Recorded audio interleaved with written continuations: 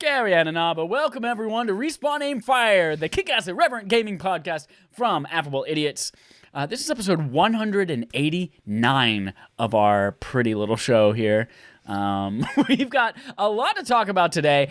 Let's introduce ourselves before we talk about any of that. I'm rusty at this. Hi, I'm Chad Michael Linus, one of your hosts. We also have over here Holden, the nickel to the dime DePardo. That is my full name, as is my birth certificate. Hi. Thank you. I'm glad that you showed us your birth certificate there on your palm. Yeah, that's what it was. It's a very tiny birth certificate. You probably can't see it over the web because of the low resolution. But we are here every single weekend. Fact, I'm listening. My birth certificate is wrong. My birth certificate actually has the wrong birth date on it, yeah. Oh my God. By a year, yeah.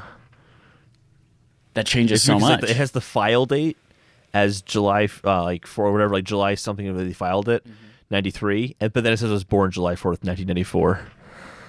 They knew you were coming. So it's clearly a mistake. No, they knew you were coming. They knew before conception. They knew I was coming. Like 3 months before conceptions. You were the boy who lived. Holden, the boy who lived, nickel to the dime DePardo, whose birth certificate is wrong. And we've also got the dreamiest fan base across the entire galaxy, joining us from all over the world right now.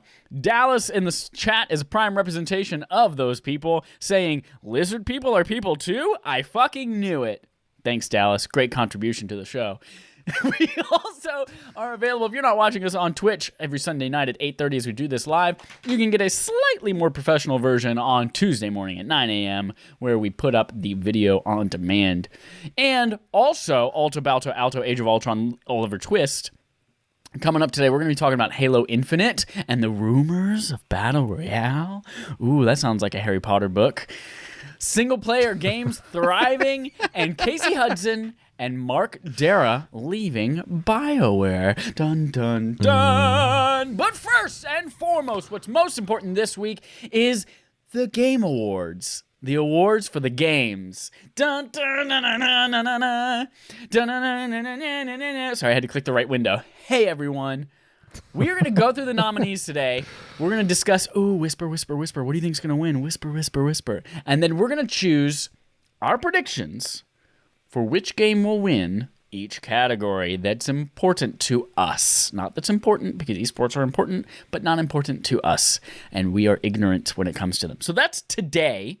What we're going to do, first thing off the bat, we're also going to make some predictions about what cool new secret reveals, etc. we might see at the Game Awards as well, because that's also a part of it. So Holden, let's go through these nomination categories, these nominees, if you will, and decide who we think is going to win each category. If you are a patron, by the way, you can watch us win or lose live along with us on Thursday night. In place of game night, we will all be watching the Game Awards together in some capacity, TBD, to be determined. Go to patreon.com/respawnaimfire if you want to participate. Holden, let's start with the category.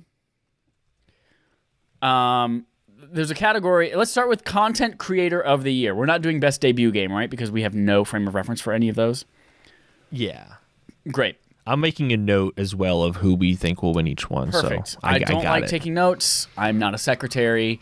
I am rising above that stereotype. Next. Well, I am Secretariat, so I will do it. Very good. Very good, Holden. Holden the Horse, Content Creator of the Year. There are 5 individuals. I'm the boy who lived. I have a wrong birth certificate, and I'm a horse. There's just so much crazy shit happening this time. Oh, man. Self-proclaimed horse as well, because of the size of your penis. The Content Creator of the Year. You said it, not me. For a streamer or content creator who has made an important... You just told me. You're the Secretariat. They call you the Secretariat because of your giant schlong.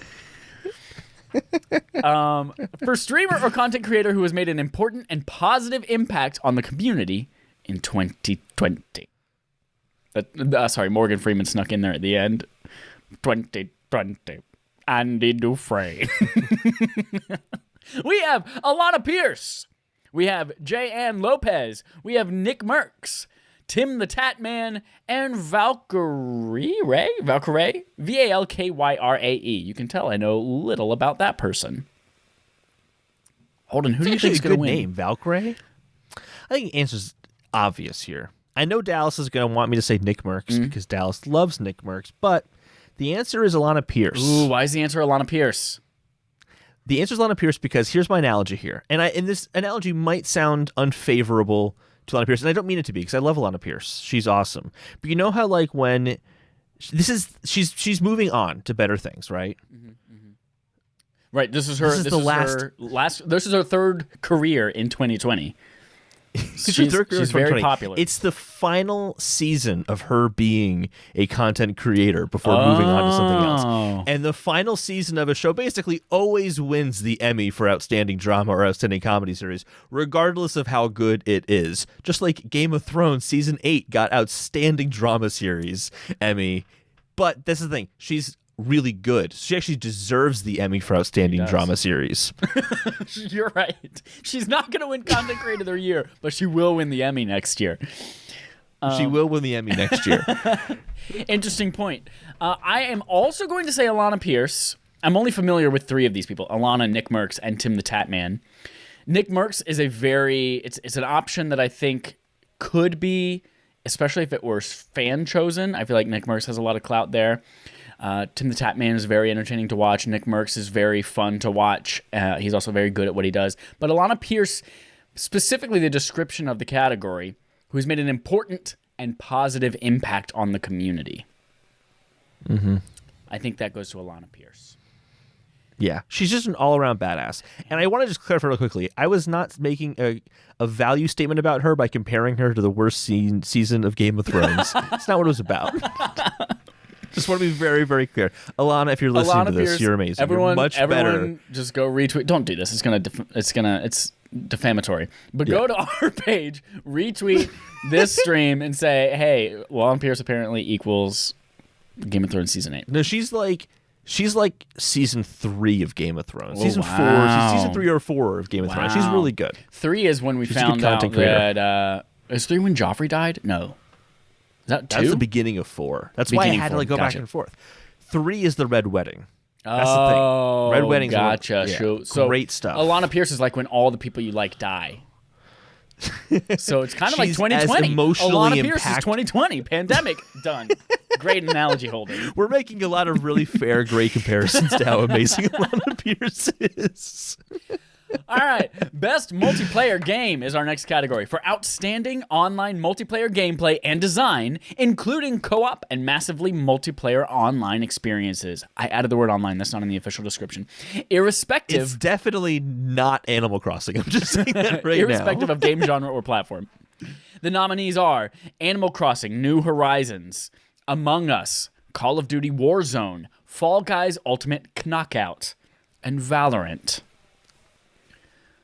Holden, you guessed first last time, so I'm going to make a prediction first this time.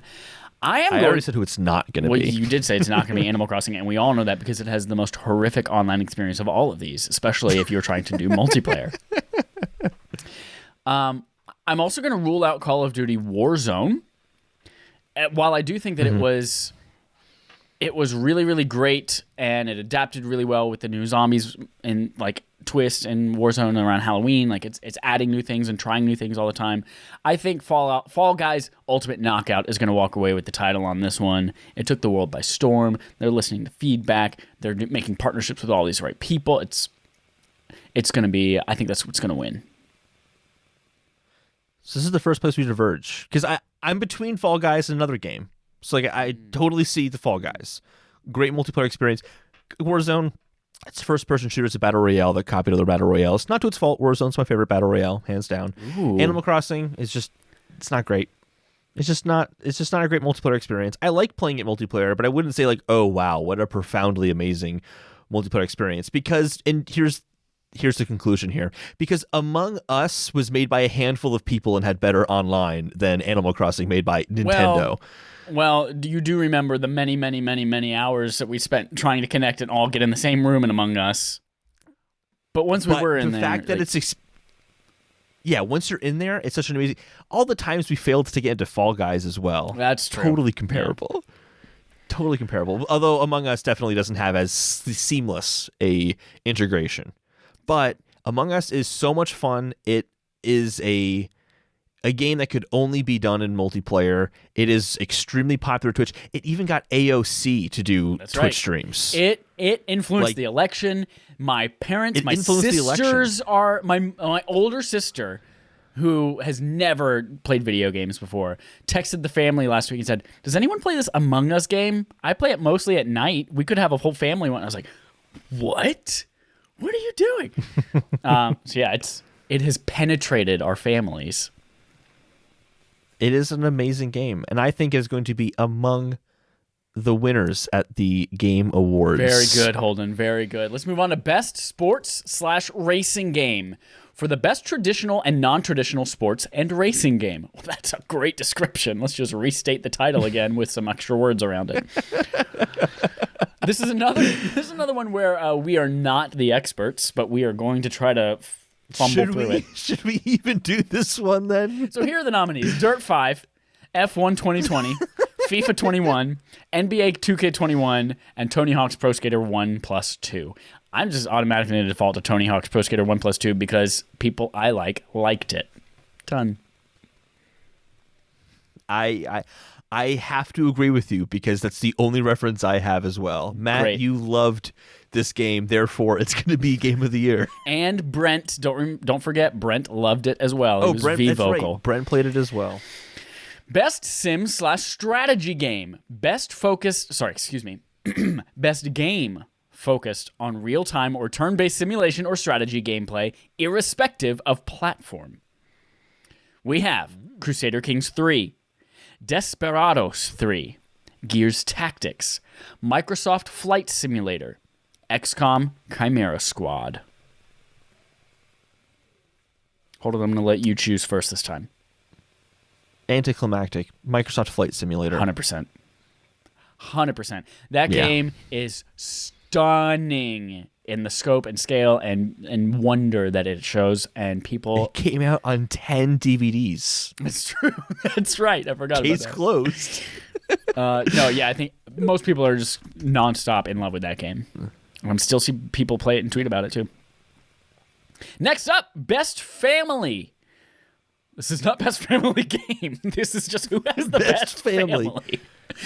Kardashians. End of story. We're done here. I would vote Trump Family. For the best game appropriate no, for... you wouldn't.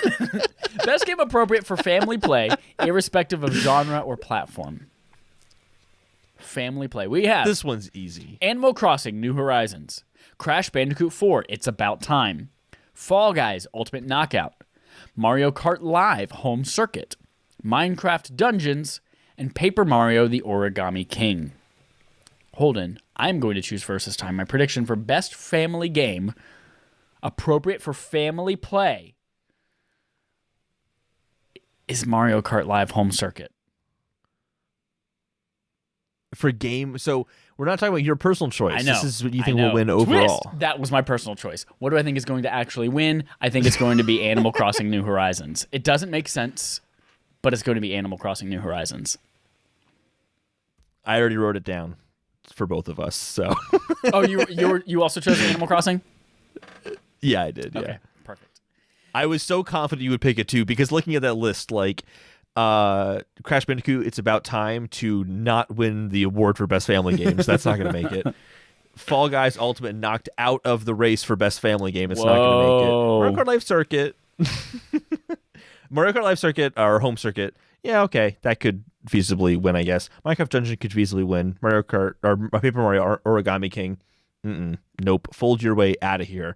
But Animal Crossing New Horizons is the new horizon of family games for 2020. You are on Boom. fire today, Holden.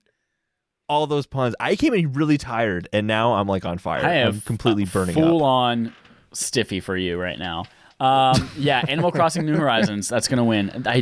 Here's my twist. Will only win that category. That's the only thing it's going to win. Best Fighting for the best game designed primarily around head-to-head combat.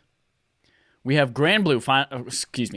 Grand Blue Fantasy versus Mortal Kombat 11 Ultimate, Street Fighter V Champion Edition, One Punch Man, A Hero Nobody Knows, Under Night in Birth EXE, Late CL Dashar.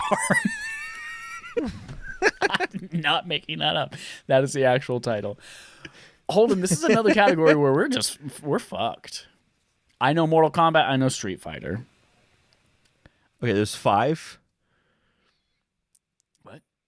So we're going to do this. Hey, Siri, give me a random number between 1 and 5. A random number between 1 and 5 is 4. 4. So it's going to be One Punch Man, a hero nobody knows. Okay, I am going to go easily with Mortal Kombat 11, just because I know people were lukewarm on Street Fighter V 1,000 years ago when it launched, and I don't know how they feel now about it. But Mortal Kombat 11, people kind of liked it, except for whatever this new system is that they fucked up. But I don't know. Mortal Kombat 11. Moving on to best role playing. For the best game designed with rich player character customization and progression, including massively multiplayer experiences. The nominees are Final Fantasy VII Remake, Genshin Impact, Persona 5 Royal, Wasteland 3, Yakuza Like a Dragon. Holden, what's going to win?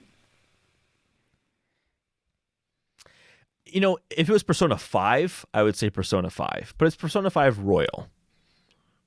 Final Fantasy VII Remake had all sorts of hype around it. It's going to be Final Fantasy VII Remake. It's also the only one on this list that's on the best, on the Game of the Year list. So there's that.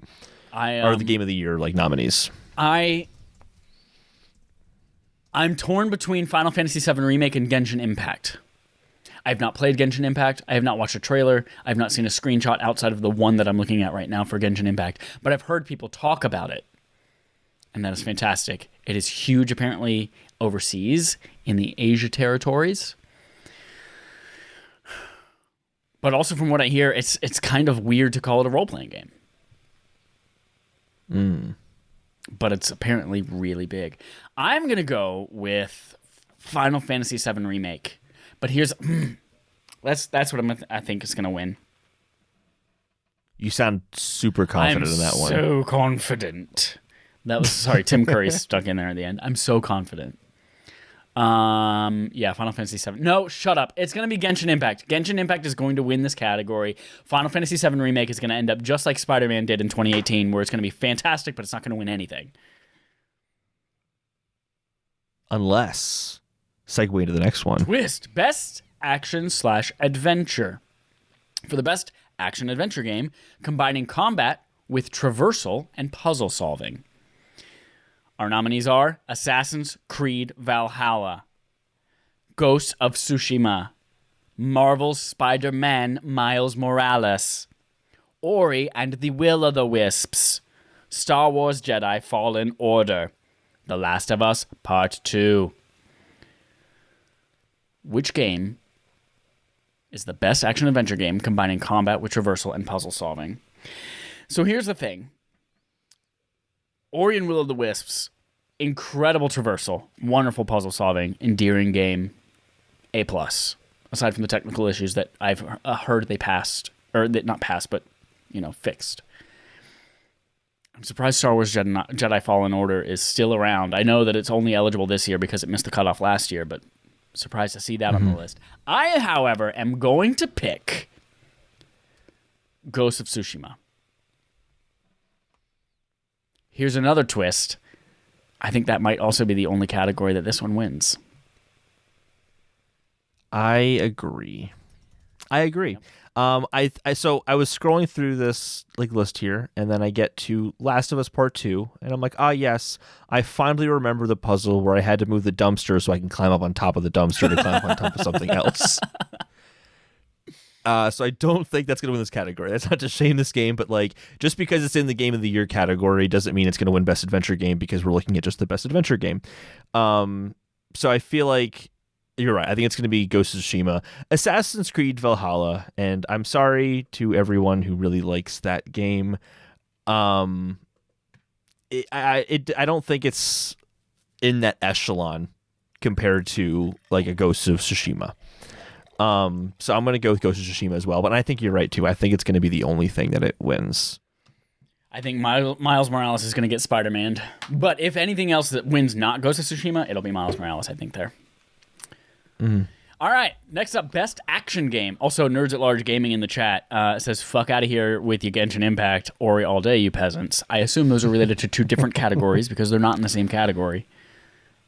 Ori is going to be the best Ori RPG of the year. Ori, I want to do a barf game where it's just everyone yells at Holden to play Ori, and that's it. That's all it is. Also in the chat, Nerds at Large says, has Chad ever just spilled the water all over himself when he pours it? You spelled pores as in skin pores, but it's okay. I forgive you. And yes, it's happened a lot. My crotch gets wet a lot. Best Action Game. For the best game in the action genre focused primarily on combat. Doom Eternal, Hades, Half-Life Alyx, Neo 2, Streets of Rage 4. I really feel like the last two, they were like, God, what else can we put in this category? We need something.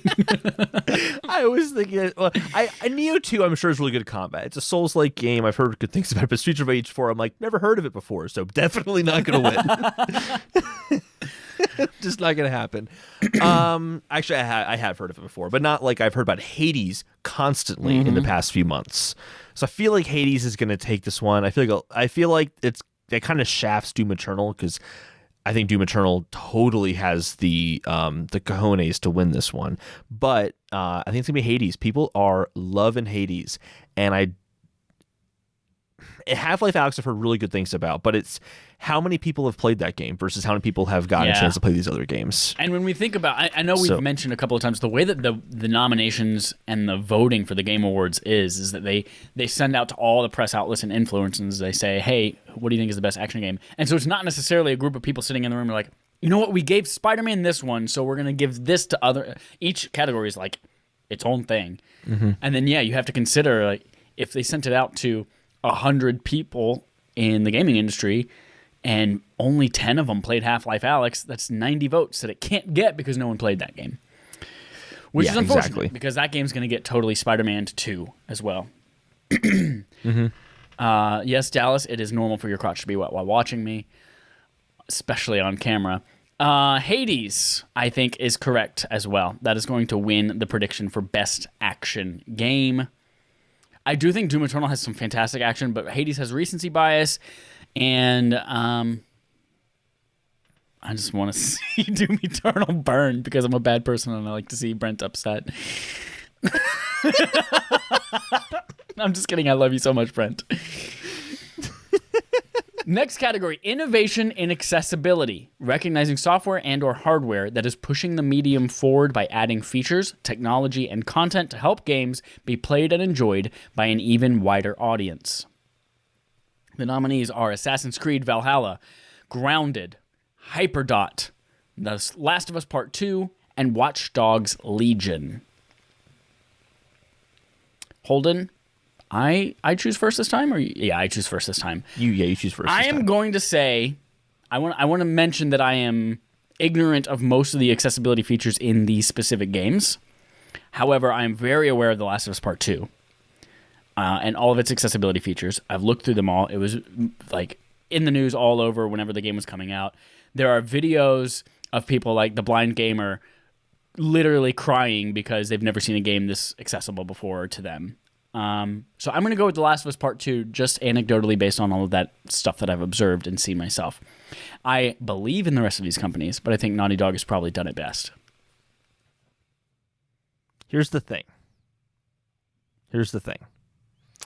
Grounded didn't even have the full game accessible at launch, so no way it can be that.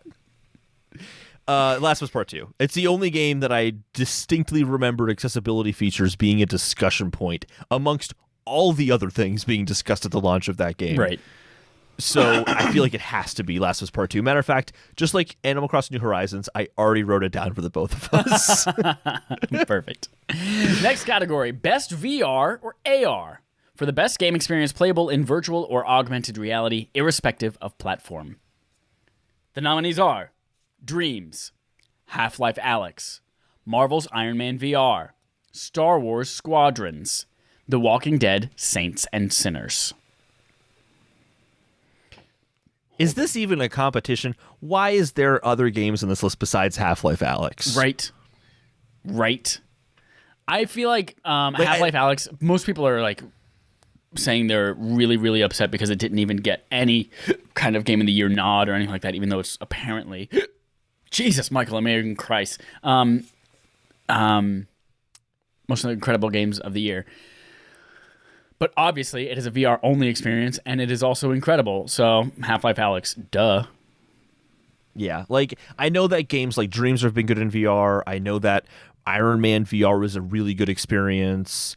I know that, but Half-Life Alyx kind of seemed like, the way people were talking about it was, oh, this is the killer app. This is the thing that really transcends VR into kind of a new echelon of what gaming is capable in that medium. So I feel like it kind of has to be Half-Life Alyx. Yep.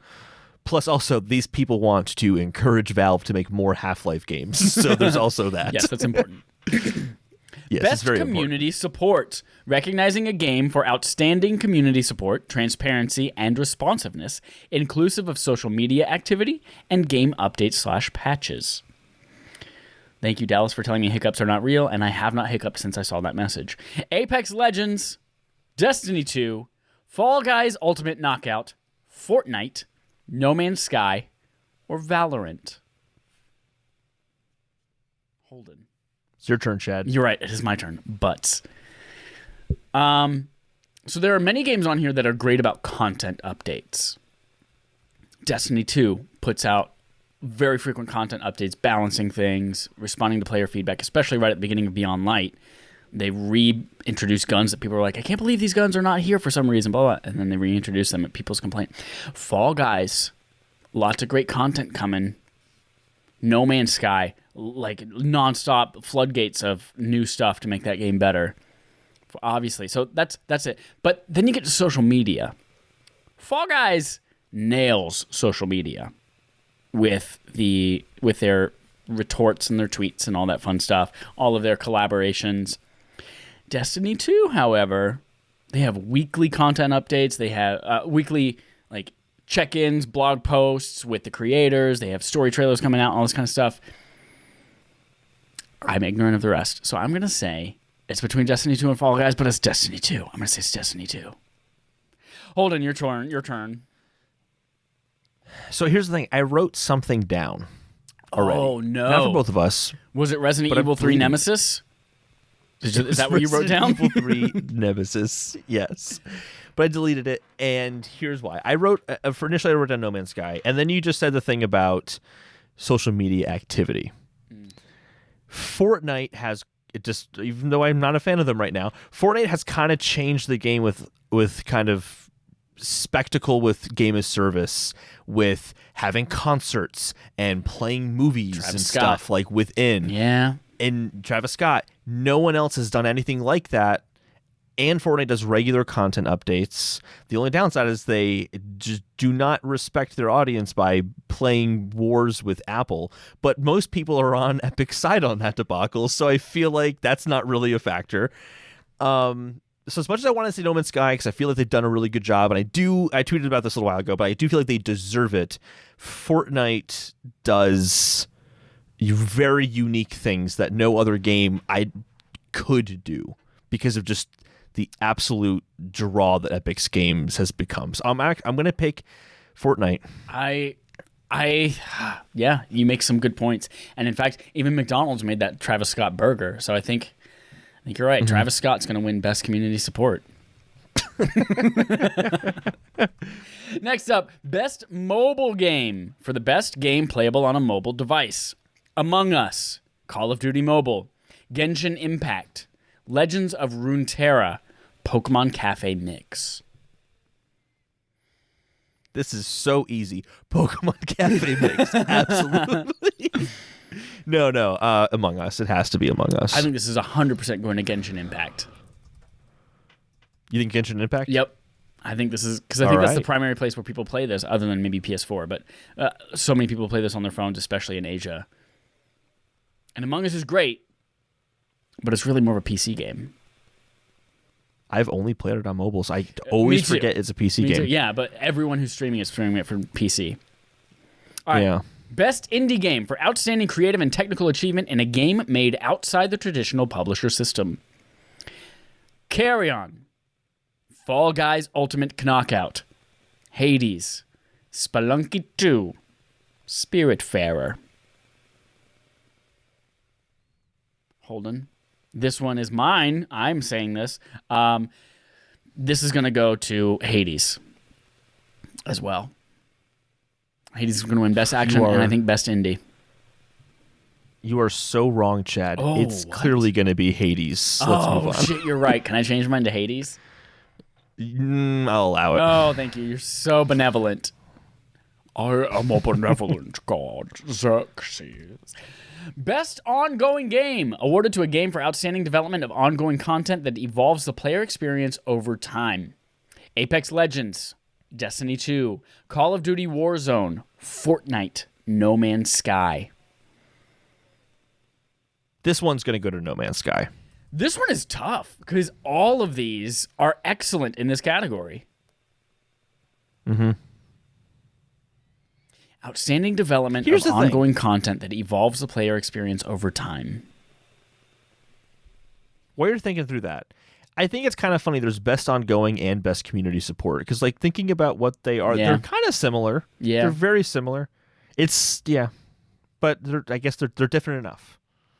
I'm gonna say Destiny 2 again here, and this is my reason. I think because 2020 specifically for Destiny 2 was the year that since Destiny launched, they added the very first new stasis power. They changed the way that all of those things worked. They completely took away planets and introduced new things and new activities, and so they are updating the way that people play this game, evolving the player experience over time, and it majorly changed with this newest update in 2020. So that's why I'm going to say Destiny 2. Games for Impact, for a thought-provoking game with a pro-social meaning or message. If Found, Kentucky Route Zero TV Edition, Spiritfarer, Tell Me Why, Through the Darkest of Times. Is it me this time? Am I choosing again this time? Yeah, I'm choosing. I'm going to go with Tell Me Why. And I'm going to say that because while I've kind of tangentially heard of all of these games, Don't Nod and, Life is Strange and Ashley Birch and all them fun stuff, all being related to Tell Me Why, I think that has the most recognition. So I think that's going to win. I've thought really long and hard about this one. And because this is an important one. And hey, Siri, give me a random number between 1 and 5. A random number between 1 and 5 is 2. It's going to be Kentucky Route Zero TV Edition. And the answer is obvious. That game has been built up for a very long time. It was released in patches over a long period of time. And now it's finally released all at once. Very good. That's the only thing I know about the game. And that's why it's going to win. Very good. Best Performance. Which one did you pick again? Tell Me Why? Tell Me Why is. I chose Tell Me Why. Yeah. Okay. Best Performance awarded to an individual for voiceover acting, motion, and/or performance capture. Ashley Johnson as Ellie in The Last of Us Part 2. Laura Bailey as Abby in The Last of Us Part 2. Hold on, which one do you think is going to win? I'll tell you which one would cause cities to burn, and that's if Abby wins. I'm joking. There are more nominees, even though we know it's really just going to come down to them. The others are Daisuke Tsuji as Jin Sakai from Ghost of Tsushima, Logan Cunningham as Hades from Hades, and Naji Jader as Miles Morales from Spider-Man Miles Morales. But yes, I was still typing when he started that one. And I'm like, yeah, those are the only 2 nominees. Absolutely. I didn't even think anything. Yep. Ashley, it's Ashley Johnson. You think it's Ashley Ellie. Johnson? And the main reason, yeah, I think so. Yeah, I think so. It's really tough. It's tough to not talk about spoilers when we're kind of figuring this one out. Also, cities will burn if Laura Bailey is Abby wins. Because people are very critical of that for whatever reason. I I also think Ashley Johnson as Ellie is going to win. I think, though, that we are biased a little bit because when I think about Ellie, I think it is a much more kind of well-rounded, not much more, but I feel like I know more about Ellie. She's more well-rounded, deeper as a character, multi-layered. But I think that's cheating because we had a whole extra game with her. But I think that's who's going to win. I joked earlier, but to kind of be more serious about it, like, people kind of hate Abby as a character, and I get why. Without going to spoilers, I get why. I get it.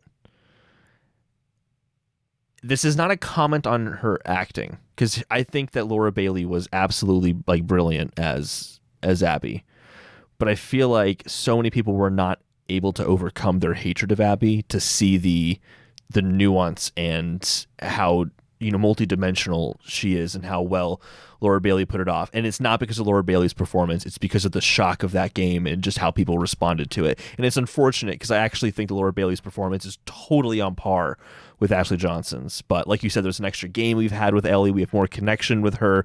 We're also seeing just Ellie's character go through so much through a story that I think most people could connect to more immediately. Again, like you said, because we had a whole game with her before. So it's like it's unfair. It really is unfair, but it's Ashley Johnson. Yep. That might be the toughest category of the entire thing. Best audio design. Recognizing the best in-game audio and sound design. Doom Eternal. Half-Life Alyx. Ghosts of Tsushima. Resident Evil 3. The Last of Us Part 2. Holden, you're up. No, I'm up. It's Europe. I'm You're up this time. This one I have actually played all of these games except for Half-Life Alyx, but I am going to give this to The Last of Us Part 2 as well. Everything about that game and its sound design. I remember just like walking through the snow, hearing the snow crackle off the trees beside me, and everything about that game, from the sounds of the weapons as you're beating people to the dogs, the sounds that they like, all of it is just like so realistic and immersive and disturbing, but it's a wonderful audio design. You're up. I already wrote down Last of Us Part 2 for both of us. Moving on. Best score and music. For outstanding music inclusive of score, original song, and or licensed soundtrack. Doom Eternal. Final Fantasy VII Remake. Hades. Ori and the Will of the Wisps. The Last of Us Part 2. Holden, you're up. Chad, prepare to have your eyes roll. Because it's tough for me. Because I love Mac Quayle, who did some music on Last of Us Part 2, because he did some really good music in Mr. Robot. But that doesn't matter. It's not relevant what I think. It's what everyone else thinks. And most people, unfortunately, have not seen Mr. Robot. And I also don't have much to say in this category to begin with, because like I kind of play music and go, oh yeah, the music was good in that game, wasn't it? I don't like, it doesn't hit me like in the moment as much.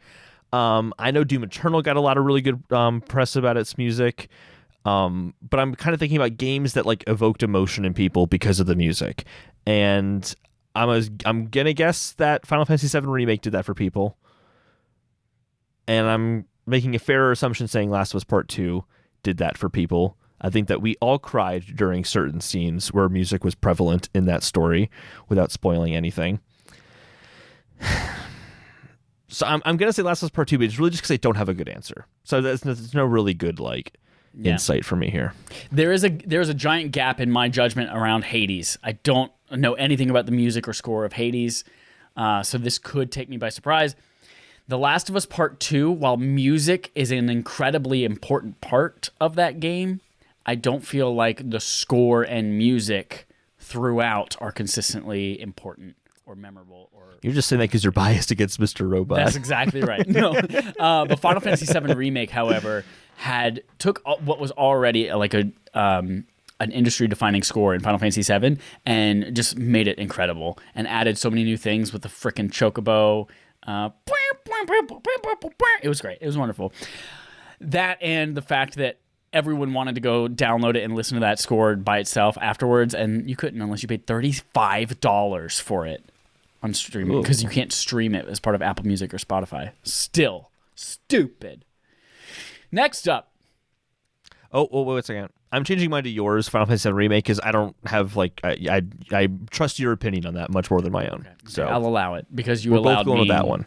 Hades earlier. Change yours to Hades. From Hades to Hades. Next up, Best Art Direction for outstanding creative and/or technical achievement in artistic design and animation. Final Fantasy VII Remake, Ghosts of Tsushima, one singular ghost, I apologize. Hades, Ori and the Will of the Wisps, The Last of Us Part 2.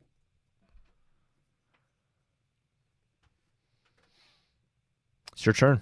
This one's so fucking hard, Holden. Hades looks completely like unique and different than everything else and awesome. Ori and the Will of the Wisps, especially in HDR, is one of the most beautiful things I've ever seen. The Last of Us Part 2, however, also has the technical achievements in animation that make it look completely fantastic. Final Fantasy VII Remake, I think, again, looks really, really fucking great, but I don't think it quite stands out on any of those levels. Ghost of Tsushima, I think it's a beautiful world, but the character models and the animations and things like that kind of fall apart at moments. So I think it's really between Hades, Ori, and Last of Us Part 2, and I am stumped. I have no idea.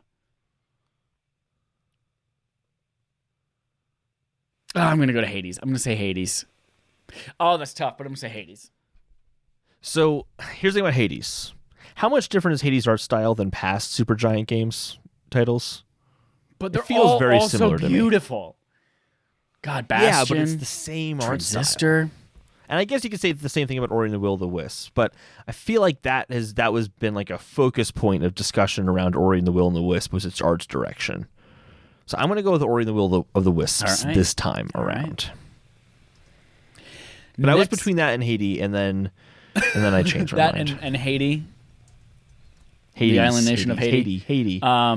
Hades, great game. We have a little bit different than Hades. A little very bit different game. 3 categories left. Best narrative for outstanding storytelling and narrative development in a game. 13 Sentinels, Aegis Rim. That's it. Not one. Next category. I'm just kidding. Final Fantasy VII Remake, Ghost of Tsushima, Hades, The Last of Us Part 2. I think you already wrote down for both of us The Last of Us Part 2. Is that correct? Oh, no, I wrote down 13 Sentinels for both of us. Great. Moving on. It's going to be The Last of Us Part 2. Best Game Direction. Awarded for outstanding creative vision and innovation in game direction and design. Final Fantasy VII Remake, Ghost of Tsushima, Hades, Half-Life Alyx, The Last of Us Part 2.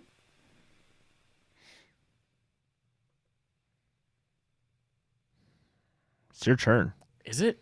This is the toughest one. It's actually been you every other time, Chad, not always you. God.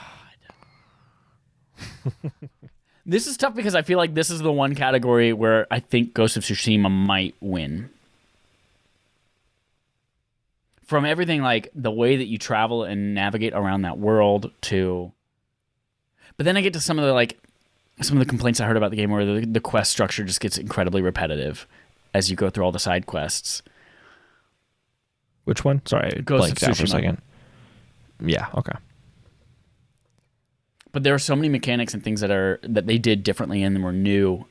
They had an outstanding creative vision and innovation. But then I think about like The Last of Us Part 2 and their narrative, the way that they crafted that, and it's so tough. What do I think is going to win? The Last of Us Part 2. This one's really, really tough for me too. Because like going on the list here, okay, Final Fantasy VII Remake. It's a remake. So like how good could the direction be? But it's a remake that changes things up and kind of refocuses one portion of an old game into a full experience in and of itself. That's an achievement. Ghost of Tsushima. I like that game a lot, but I didn't play that game and thought, oh man, this is doing so many unique things that I've never quite seen before. And that's not to knock it. It's fun. Not every game has to reinvent the wheel. Excuse me. Hades. Don't know enough about it. I just don't. I know people really like that game, but I don't know how much of that has to deal with the game direction.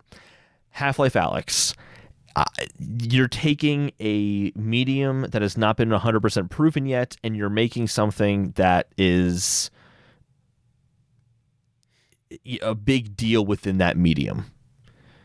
And I feel like there's a huge amount of incredible game direction that has to go into something like that. But as we discussed earlier, how many people actually played it to have it outclass everything else? And then Last of Us Part 2, part of game direction is product management. And with the amount of crunch and issues like that, I don't know. For me, that would be a consideration in this. But is that the consideration in all the media outlets? Yeah, exactly. This is the toughest one for me. I don't know. So I'm going to say Animal Crossing New Horizons. I'm going to go Last of Us Part 2. Yeah, I'm going to go with Last of Us Part 2. What was yours again? You both did Last of Us Part 2? Yeah. Okay. Game of the Year. I'm not even going to read the description because it's Animal Crossing. Recognizing a game that delivers the absolute best experience across all creative and technical fields. Doom Eternal, Final Fantasy VII Remake, Ghosts of Tsushima, Hades, Animal Crossing New Horizons, The Last of Us Part 2. This is me. No, this is you. This is you. This is me, yeah. And I didn't want to start off this one because this is really tough too. Here's the thing about this list is that, or this, these set of nominees is, again, this is all based off of outlets and how outlets vote on this. Yep. And right now, the games getting the most discussion is Hades and Last of Us Part 2. And I kind of feel like that's enough to knock everything else out. Yep. So I feel like it's between those two. I feel like we're in agreement on that. It's between those two. And as much as I want to say Last of Us Part 2, I've heard so many people say, well, Hades, everyone's talking about Hades, but how much is that as recency bias, and how much will people kind of reconsider that as they're thinking again about the entire year?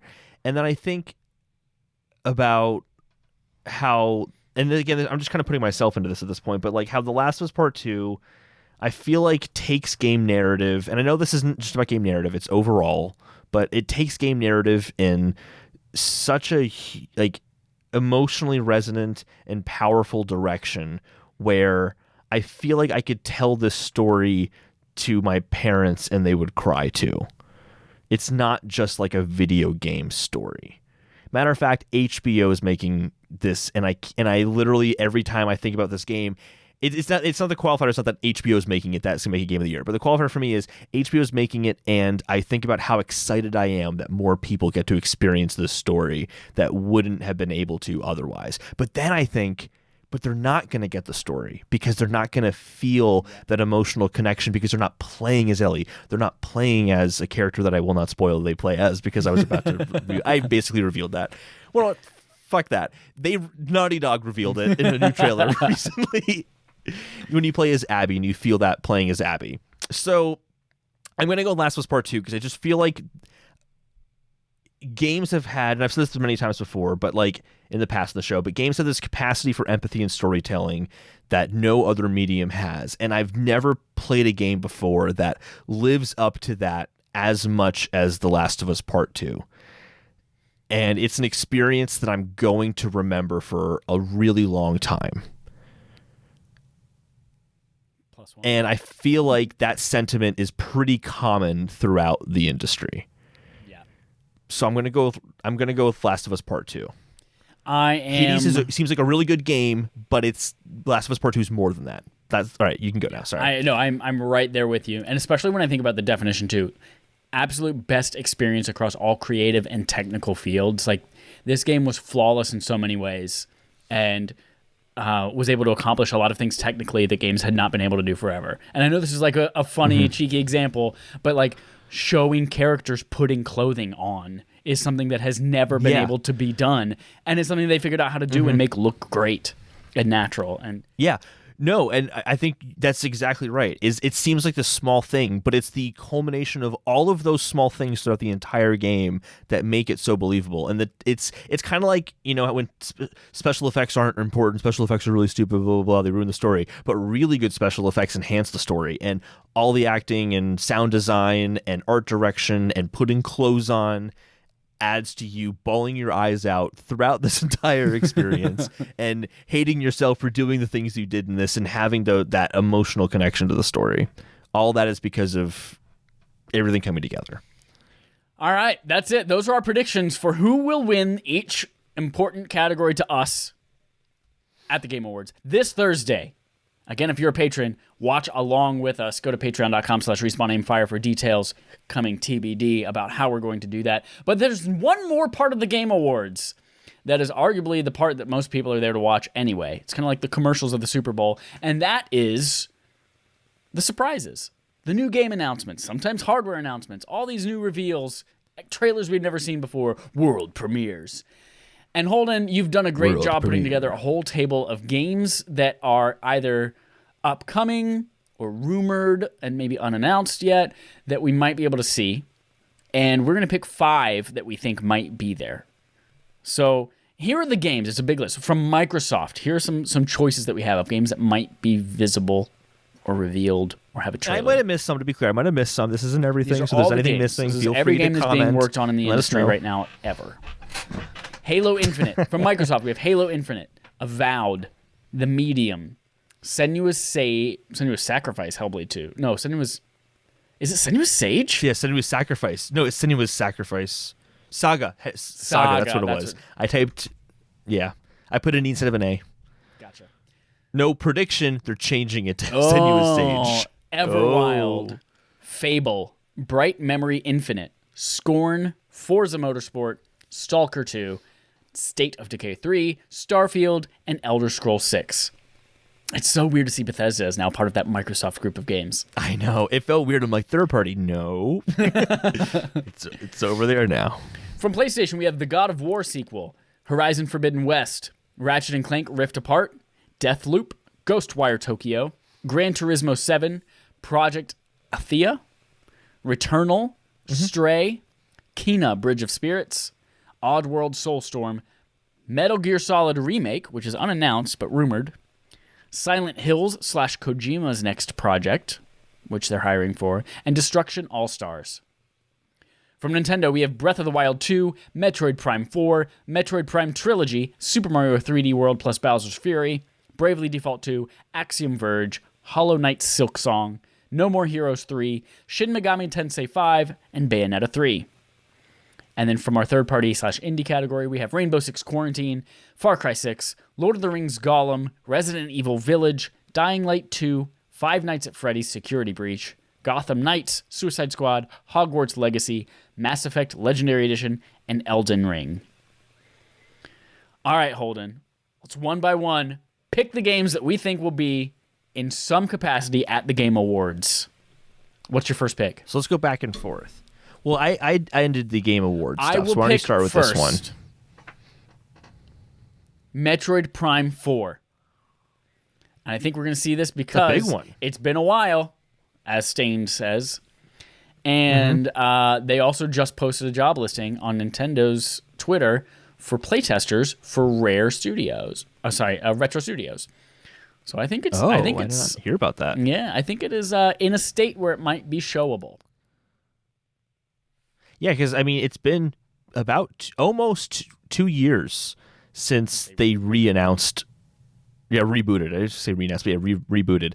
Yeah, you're right. That's totally possible. That could happen. Yeah. What's your I'm first gonna keep game? the back of my mind for a second because Okay. I was gonna say it's gonna be a no-show, but you make a good point. I'm gonna start with one I'm very confident in. I think it's time we see Elden Ring. Oh, you think so? I think so, and From Software, they revealed Sekiro: Shadows Die Twice at the Game Awards, it wasn't. They just said Shadows Die Twice. We didn't know it was. People thought it was Bloodborne 2 at that time, but they have shown content at the Game Awards before, so it's not infeasible. And again, it's been a while, so I think it's time. And I'm very confident the game's coming out next year. So what better time to show it off? What better time? Next up, I'm going to put out there that we will see more from Horizon Forbidden West. I think it's coming out next year, along with a slew of other games from PlayStation. And now that we've had their first few out the door, we've got to see something. And I feel like God of War sequel, they want to be more secretive, but Horizon Forbidden West is kind of like their child they're most proud of, that they want to put the bumper sticker on the car for. Yeah. And especially since there was, I think, there was some like European PlayStation trailer thing that said that's coming in like the middle of 2021 or something like that. Yeah. So in that time frame. So yeah, that would make sense too. Nintendo showed a lot of Breath of the Wild at the Game Awards over many years. It's been a while since we've seen that too. And Stained is popping up left and right. It's been a while. Yeah, it's been a while. And that game, I'm thinking it's coming next year. Next year is the 35th anniversary of Zelda, so it would make sense to time it that way, to have it come out next year, like end the year with Breath of the Wild Part 2, but then start it with like a collection of Zelda games or something like that, like they did with Mario. Something along those lines. Maybe they'll let Mario finish his run first, since it's limited after all. But I feel like it's time that just like Elden Ring, it's time that we saw Breath of the Wild 2, and Nintendo has a reputation of having Breath of the Wild at Game Awards, including shadow dropping the Champion's Ballad. That's right. DLC. So they have done big Zelda things there before. Please make my day. Please do it. I want it. I'm going to put in there Hellblade 2 Senua's Saga. That's what I'm going to put, because I think, especially with 2020, there's going to be a greater focus on mental health. We have the Games for Impact category, and I think we're going to hear more about what their studio is doing with their mental health initiatives, because they started saying, yeah, we're going to look into research and sponsor people who are looking to make games specifically around mental health. So I think we're going to see them as kind of a little bit of a maybe behind-the-scenes look around that topic. Yeah. Yeah, I think you're onto something there. This next one's a wild card, and like I almost don't want to say it, but I just feel like it makes sense. It's been over a year since Death Stranding came out. I don't think we're going to see a lot of whatever Kojima's next thing is going to be, because we got the Death Stranding trailer pretty soon after he left Konami. It didn't take that long. Yep. Before they even had an engine, we had a trailer. Yeah, exactly. And recently, Jeff Keighley gave a promise ring to Kojima. So I feel like, that's something that Kojima would let Jeff Keighley show off at his show. So I feel like, not Silent Hills. I'm not saying what it is, because I don't think you can make predictions about what Kojima's going to do at this point. It could be Silent Hills. I don't know, but that's not my prediction. My prediction is just that we will get some sort of idea of what Kojima's next project will be. It will, even if it's just like a passing, hey guys, I am working on my next thing right now, and I'm leaving it at that. Like, there will be something about his next project there. All right, even if it's just him sitting at a desk drawing a Pokemon.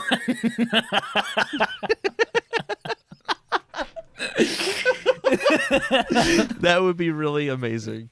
Kojima's making the next Pokemon game. It's Pokemon and Bug Snacks combined with a Kojima twist. Oh man, I'd play that. Next up, excuse me, yawns aren't real. I feel like we're gonna see something from there are a lot of games out there that were started, pandemic hit, maybe they've been delayed, or we just haven't heard a lot about, like Lord of the Rings Gollum, Rainbow Six Quarantine, Dying Light 2. Where the fuck has that game been? It was supposed to be out like a trillion years ago. So I feel like there are, like, Elden Ring is one of those as well. There's a lot of those that we haven't heard about in so long, they've got to resurface. Yeah. And I'm going to pick Rainbow Six Quarantine as that game to resurface. Although it might be named something different now due to the connotation of the word quarantine. Oh, that's a good call out. But the next that's Rainbow a really Six game, good call out. the evolution of whatever that might have been. I want to put in parentheses name change because I think that's a really good call. I'm not going to hold you to it. You won't lose points or anything like that if it's not that, but I think that's such a good call out because you're right. They're not going to call it Quarantine after all this. New name. They'll call it like Rainbow Six Biohazard or something like that that's still like associated but not Quarantine. Like that word is now tainted. Even Biohazard actually might be tainted. Maybe not Biohazard. They're going to call Resident it Rainbow Evil's got Six Biohazard, so they can't call it that. Well, there's also that. Well, I was just going to make that joke. I was just going to say Rainbow Six Resident Evil Village is going to be the name of the next one. Okay, so on that kind of note of like it's been a while since we've seen it. Deathloop, Bethesda game. We've been seeing a lot of Deathloop lately. It's a Bethesda game, but so is Ghostwire Tokyo, and I feel like we have not really seen much since the last PlayStation showing of that game. I feel like didn't we see a lot of Ghostwire Tokyo? And it looked different than June. Was it June? Okay. Was it June? Oh, wait, I think you're right. It might have been. I think it was June. I feel like it was the same event where we saw a lot of Deathloop. The first time we saw Deathloop, I think, was at the PlayStation event as well. Like both of them were shown off there. But I feel like, Regardless, the newest we trailer have where a they date actually now. showed us what Deathloop actually is. Let's see. Yeah, look it up. It actually might have been the September event or August, whenever it was. But we have the release date for Deathloop now. Matter of fact, you can pre-order it now on PlayStation. We don't have that for Ghostwire Tokyo yet. They need to do that. They're gonna do that. I think you're right. I think it was June. For Ghostwire. Time is a flat circle and fit it in a bottle.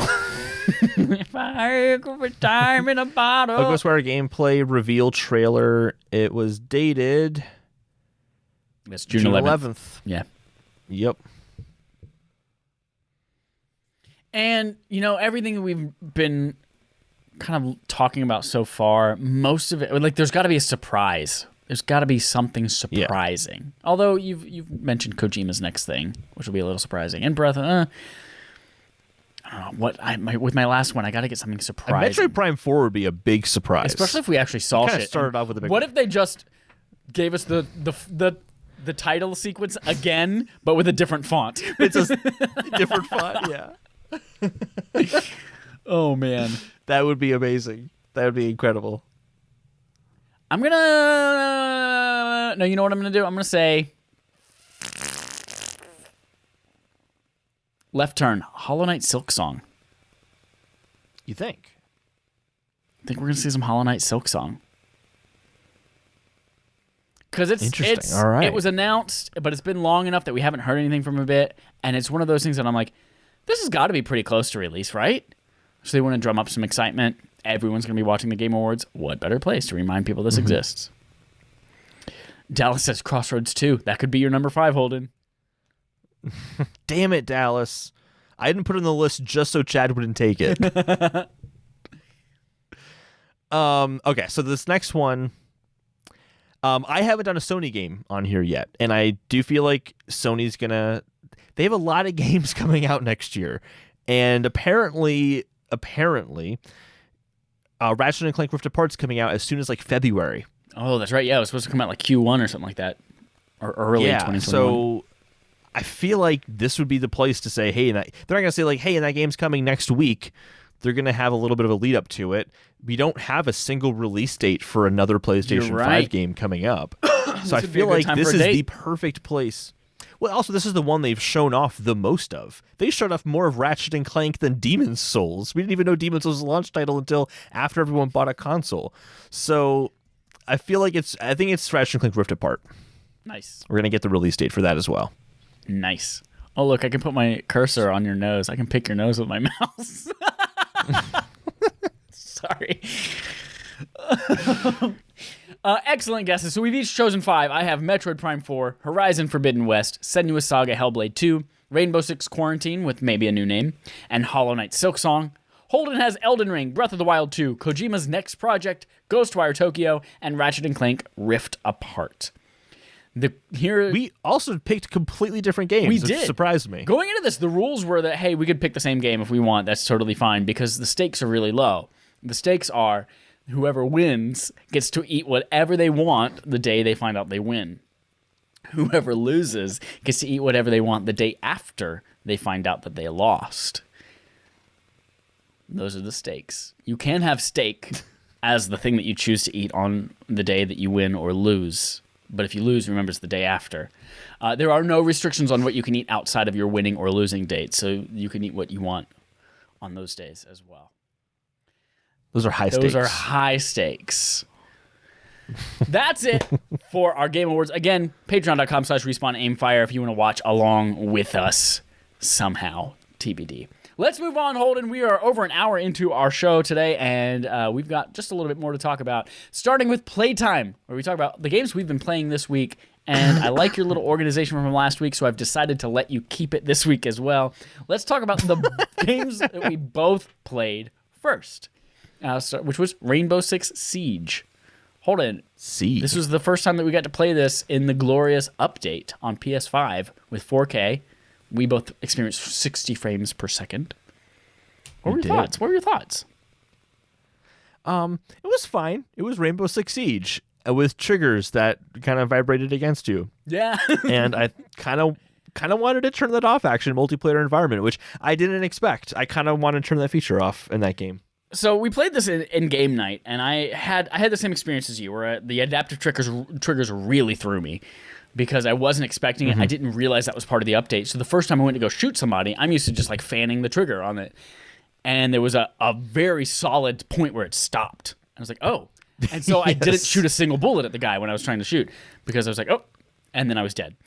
So I think we only played like 3 games because Dallas's was broken and whatever. But out of the 3 games we played, I feel like I never got used to the resistance on the trigger. And maybe it's just because you don't do a lot of shooting in that game. It's very much like you shoot 10 bullets and they're dead, or you're dead very quick too.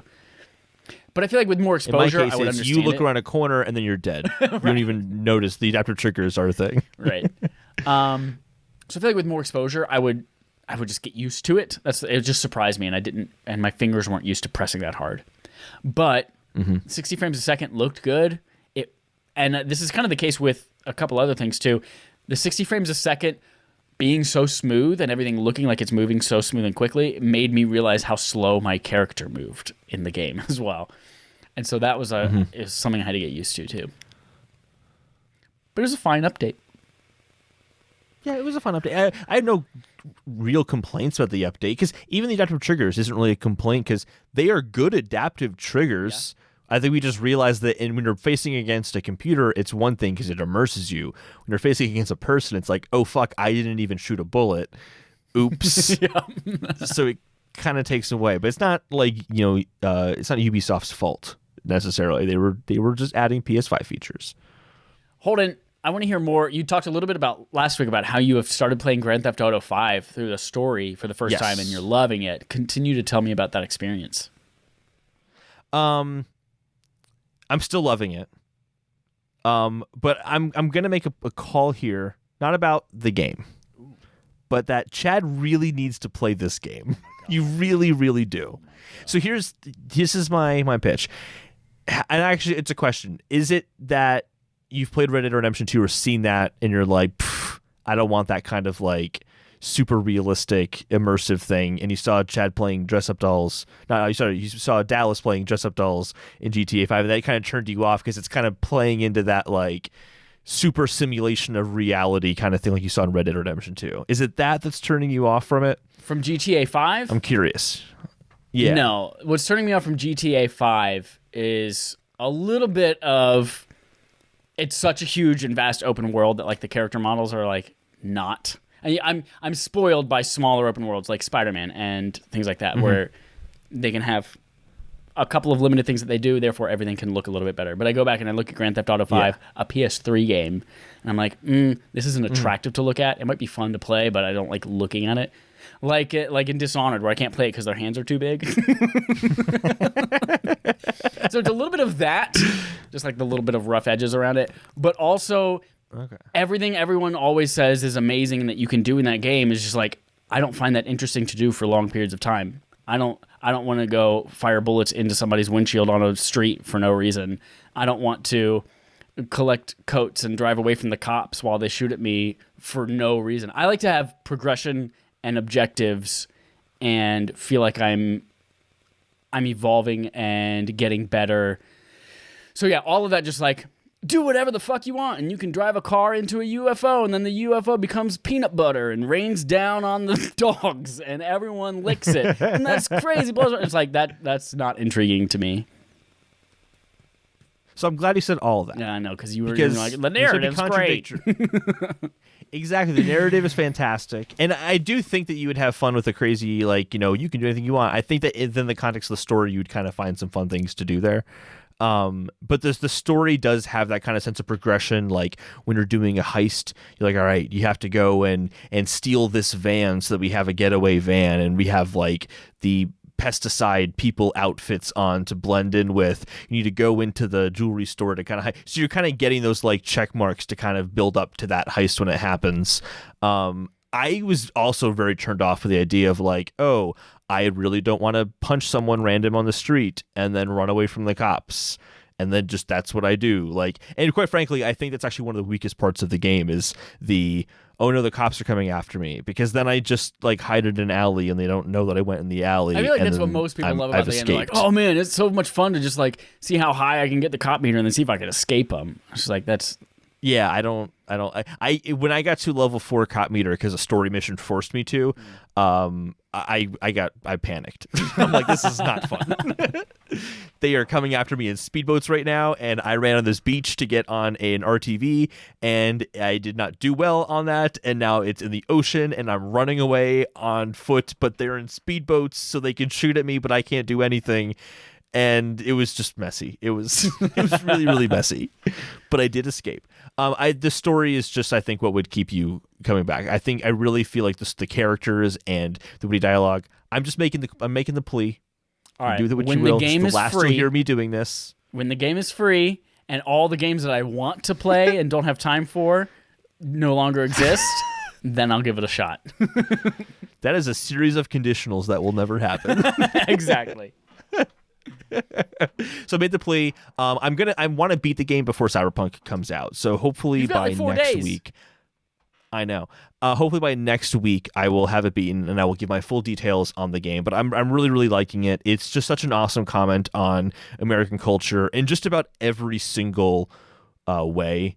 It's just there. It's kind of like how Matt Parker, Trey Parker and Matt Stone. Trey Parker. Yeah. How they were talking about like South Park, how they just give the finger to everybody. It's not like they make fun of one like kind of subset of culture. They just spin around full 360 with their, 2 middle fingers held up, getting everyone. That's what this game is in a lot of ways. And that's what I'm really enjoying about it is just how far they take that and how unbelievably vulgar it can get when doing that, to the point where it's like, I don't even want to say out loud some of the things, not because like it would just sound weird to say them out loud because some of them are so ridiculous. Like one of them is there's a show called Fame or Shame, and the idea is basically like American Idol. You can either be Kelly Clarkson or you can be William Hung. It's fame or shame. But either way, you'll be famous if you shame yourself enough. And like your character's daughter goes on that show, and it kind of seems to be taking more of the shame approach to it. And what she does is very shameful, and I'm not going to say what it is. And when you're pulling her out of the camera in a way, she's like yelling like, "Dad, you're embarrassing me." And just like something about that was absolutely hilarious. It's like, you embarrassed yourself. What do you mean I'm embarrassing you? Like, you did this to yourself. And there's just this like zaniness and ridiculousness that every mission I'm looking forward to, because I know I'm going to see something super crazy and out there. It's like the polar opposite of Red Dead Redemption 2 in every way. Whereas like Red Dead Redemption 2 is like, all right, your beard's going to grow normally.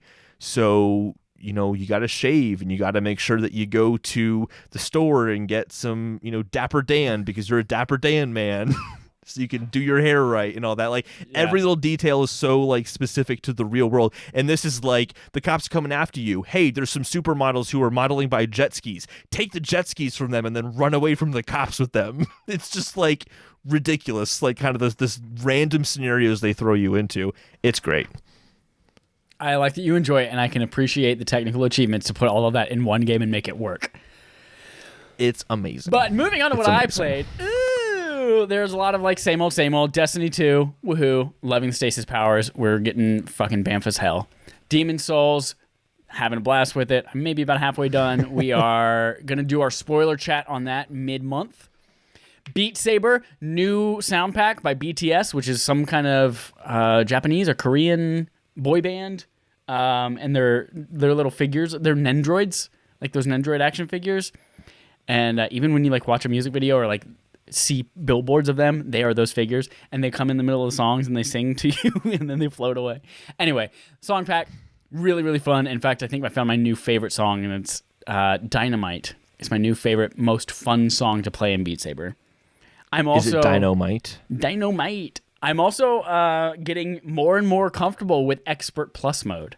I think the last time I talked about it, I had just cleared Expert Plus for one song, and it was like an achievement. And now I've done it for about 10 songs. Hold on. I'm getting comfortable with it. But two things that I really actually want to talk about that are kind of new to my list. One is Fortnite. For the very first time, I was saving myself for God knows what, for Fortnite. And by that, I mean, it's like I wasn't interested in it. But I played Fortnite for the very first time this week because Matt was really into it. He saw Mando and Kratos, and he, of course, plunked down the money and got them both. And I went in looking at like a random-ass character every single time, ass character. And I liked it. I had a good time. I had fun.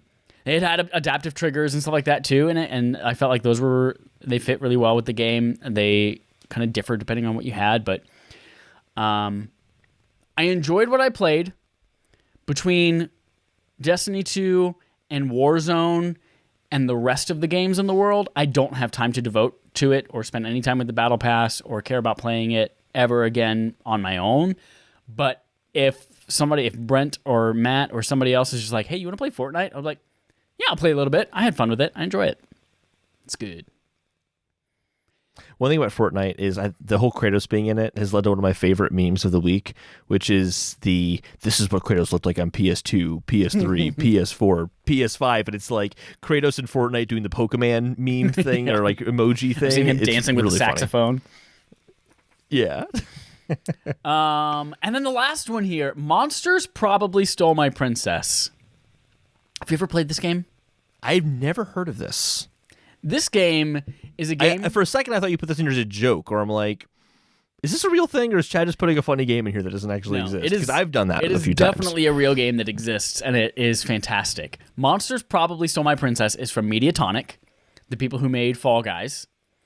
And it is a PlayStation Mini, which is... Oh, this is on your PSP Go. Yes. Okay, gotcha. So it's PSP Minis are... You can think of them as basically like the equivalent of WiiWare for PlayStation, where they are small bite-sized games that you could play on your PlayStation 3 or your PSP. And I recently just got a PSP Go for some reason. And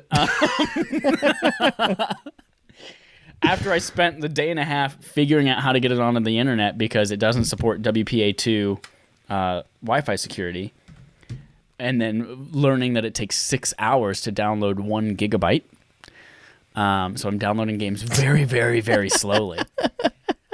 I downloaded Monsters Probably Stole My Princess, and this is a game that I remember sinking hours into, but it's a vertical platformer. Actually, you can't really call it a platformer. Do you remember Sonic Jump on iOS? Where it's just kind of Sonic... It's like Doodle Jump? I don't know, maybe. But you're just jumping up through the screen, through a level, jumping from platform to platform to platform, chasing a monster. And you have to hit the monster 3 times before you reach the top of the screen. Not the monster part, but the other part sounds like Doodle Jump. So it's a really simple game. It's easy to do, but it's something that is so replayable. In fact, there are only 5 or 6 levels. I literally beat the game in 6 minutes. But the fun of it comes from first of all, the the content is amazing. You're a count, basically you're a vampire that woke up in your castle one morning and you realize your princess was gone, and you're like, oh, my princess is gone. Monsters probably stole them. So then he's just going from monster to monster in the world, and he's like, you there. And he goes to like this giant eyeball thing. He's like, you probably stole my princess. And it's just like cutting a birthday cake. And then so it's trying to run away from him, and he's beating the shit out of it. Ha ha, oh, no princess? On to the next monster. So he's just beating the shit out of these poor monsters. So it's a very funny game, infinitely replayable. There's like, you can get to the top, but then you also get more points and different achievements if you do it by hitting every single platform. If you hit every platform without jumping on one twice and that kind of thing. So very fun game. Again, from the guys who made Fall Guys. Be good. From Bethesda. Monsters probably stole my princess. Holden, let's move on to our quest log, where we take a look at all the news stories from across the week, across the platforms, across the galaxy. Starting with Microsoft quest log. Getting into the news here with Halo Infinite may receive a Battle Royale game mode, says Dennis Patrick at GameRanks. There are rumors that claim that the Halo Infinite game would actually launch with this new mode. However, Brian Gerard, the community manager at 343, claimed that the rumors were unfounded. And then he actually also admits that he's aware 343 could help solve this with real news, and that there would be a year-end update, although that update is not coming at the Game Awards. What do you have to say about that? Think about what you've done. I actually feel like... What do you have to say for yourself? I feel like they have a Half-Life. A Halo Battle Royale mode probably wouldn't be a bad idea, but at the same time, they want this to be the next 10 years of Halo. So, like, start small, focus on the basics, and you can introduce your Battle Royale mode in 2022. Yeah. So, like, I'm not surprised to hear it, but I also, there's been a lot of rumors about this, so I feel like I wouldn't be surprised if it's actually in development at some point in 343, like they're testing it or they have some ideas working around, but I'd be surprised if this is a priority for them given all the other things that are happening anyway. But Brian Gerard does say it's unfounded, so that also kind of leads to believe that like they kind of laughed it off when they heard about this, because they didn't even know that Half-Life Infinite was going to have a Battle Royale mode, because no one there they know of is working on one. So like Yeah. So there's that. But I kind of feel like it might not be a bad idea. Halo could, I think, use that help right now. I think it would be a wonderful idea if it did happen, but I'm with you that I don't think it is going. It's not happening right now, at least. And part of that is because they want it to be a platform. They want Halo Infinite to be a platform, and you can't have two platforms that you're expanding and supporting with content the whole time.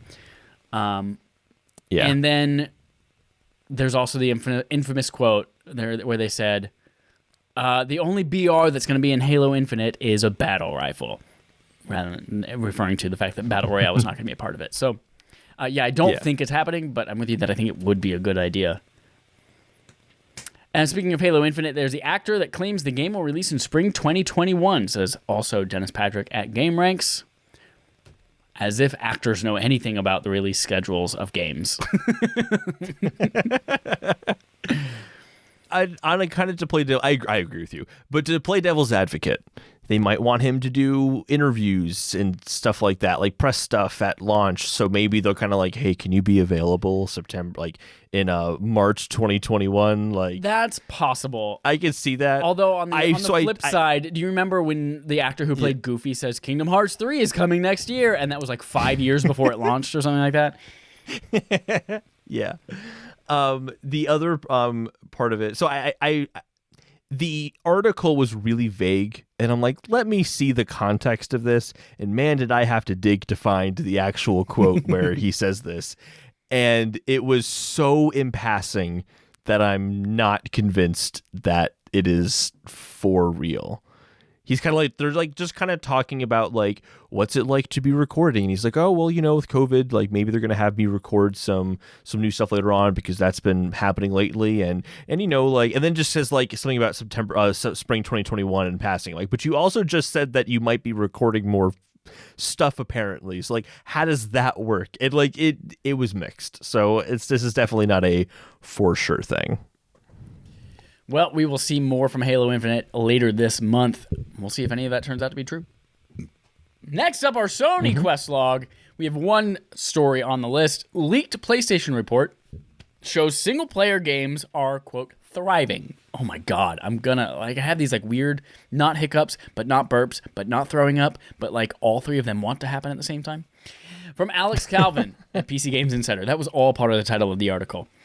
Players are spending more time, apparently, offline than online, according to this leak. So single-player games are a big part of that as well, couch co-op. And this led to PS5 features actually being developed in service of that, such as the activities, being able to see how much time is left in the mission or the quest that you're working on, and the spoiler filters. And a big part of that was that people didn't want to go search wikis or online videos and things like that to figure out how to complete one small piece of a puzzle because they were worried they'd get spoiled on something else while they were searching. So that led to kind of those creations of those features, which I think is really cool. And all of this is kind of running counter to the narrative that single-player games are dying and online multiplayer experiences are all companies are interested in because that's all that's selling and that's all people are buying. And it turns out that, the opposite is true. Not necessarily opposite is true, but single-player games are doing pretty well. Yeah. I think the whole, online multiplayer games are dying. There's just so many games as services coming out now. It's I think that's just because companies can make more money off of a game as service game, but the consumers are still very interested in the single player experiences. On this one, I want to play devil's advocate too, even though obviously this seems pretty rock solid. PlayStation being PlayStation and what their first party franchises are, of course, single player games are really big on the PlayStation console. That makes a lot of sense.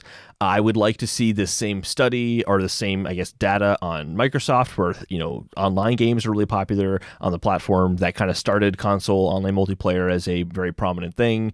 I would like to see that because I feel like if we got the same data for a Nintendo Switch, it'd be well, yeah, duh, no wonder why people are playing single player games primarily on Nintendo. And I'm sure on PC, you might see a lot more multiplayer games being played. Regardless, I think the point is still true that on PlayStation, the biggest console in the market at the moment, and likely to be the biggest console for the next generation as well, single-player games is still really huge, so no one should be afraid of single-player games going away. The sentiment is still 100% true, I feel. I think what actually lends a little bit more weight to the argument, and again, it's not even an argument, is the fact that this was an internal memo. This was not... Yeah. PlayStation coming out and say, yeah, you know what? Single-player games are doing great. No, this is something that was not meant to be seen by people outside of Sony. It was just something internal. It's hey, y'all, this is why we're focusing on single-player games. It's because this and this, and it led to this. That's, I think, what lends a little bit more credibility to it, because it's not the person who owns the product marketing about the product. Mm-hmm.